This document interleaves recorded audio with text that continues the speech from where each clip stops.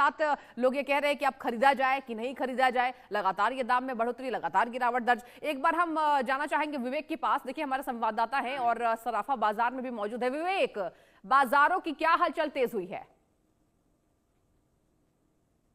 जिस तरीके से सोने और चांदी के दाम बढ़े थे और ऐसे में जो आम लोगों के चांदी और सोने को खरीदने में बहुत ही मुश्किल हो रही थी और आम लोग तो उसको खरीदने से बच ही रहे थे। हाँ। लेकिन जिस तरीके से दाम बढ़े हैं ऐसे में कई लोगों ने इस बढ़े हुए दामों में भी अक्सर उठाया है और अपनी पुरानी जो चांदी के जो आभूषण है उनको लेकर गहने की दुकानों पर ले गए और उनको बेचा था।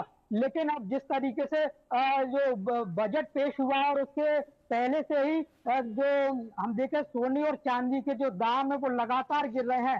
हालांकि जो शादियों का सीजन है वह भी अब शुरू हो गया है और ऐसे में सोने और चांदी के जो आभूषण है उसकी बिक्री भी लगातार बढ़ जाती है। ऐसे में सोने और चांदी के आभूषण बनवाने के लिए जो ग्राहक हैं वह अब दुकानों पे आ रहे हैं और जिस तरीके से चांदी बिल्कुल। 4 लाख पहुंच गई थी और अब लगातार चांदी और सोने के दाम घट रहे हैं। यहाँ हम ग्वालियर के सराफा बाजार में मौजूद है और यहाँ गहना विक्रेताओं से ही जानेंगे कि बिल्कुल ठीक। वे बाजार को किस रूप में देख रहे हैं। क्या कहेंगे भाई साहब, जिस तरीके से दाम गिरे हैं?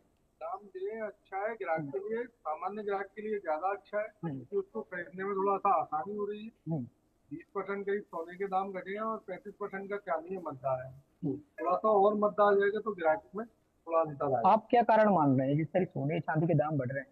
ये तो सब वैश्विक वो है, बाकी तो ऐसा कुछ नहीं है। आम आदमी की पहुंच से बाहर हो गया है सोना, तो ये दाम घटने से थोड़ी सी राहत मिली है लोगों को। उनके यहाँ साथी है उनको थोड़ी सी राहत है क्योंकि उनको लिए खरीदना बहुत मुश्किल हो रहा था, उसका बजट बिगड़ रहा था, अब थोड़ा सा राहत मिली।